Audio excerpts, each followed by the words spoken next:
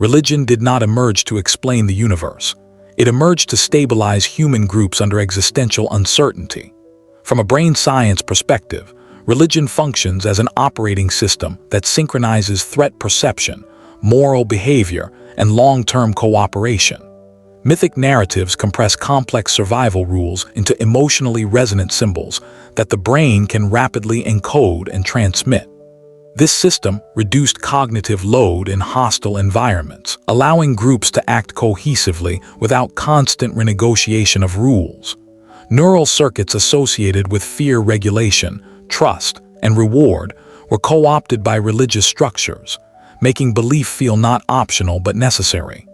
In this sense, religion is not an error of cognition. It is an adaptive solution produced by evolutionary pressure for group survival. Myths function as neural glue, binding individuals into a coherent social organism. When a group shares a myth, their brains share predictive models of reality. What is sacred? What is forbidden? Who belongs and who does not? Neuroscience shows that shared narratives synchronize emotional and moral circuitry across individuals, reducing internal conflict and increasing coordination. This synchronization increases survival probability at the group level, even when the myth is empirically false. The brain rewards myth adherence with belonging and punishes deviation with social pain. Thus, myth persistence is not ignorance. It is biological loyalty encoded in neural architecture. At the core of religion lies fear management. The human brain is exquisitely sensitive to uncertainty, death, and randomness. Religion transforms these threats into meaning. By framing chaos as intentional, divine will, cosmic order, moral law, the brain reduces existential anxiety. The amygdala calms, the prefrontal cortex regains control, and behavior stabilizes. This emotional regulation allowed early human groups to endure trauma, scarcity, and loss without fragmenting. Sacred narratives are therefore not arbitrary.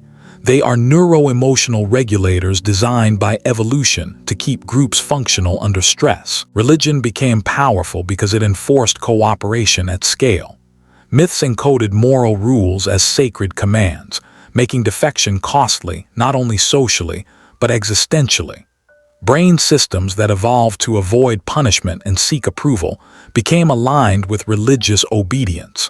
This created a mechanism for large groups of unrelated individuals to cooperate beyond kinship. From an evolutionary standpoint, groups with strong religious mythic cohesion outcompeted fragmented groups. The brain internalized these structures, making morality feel absolute rather than negotiated.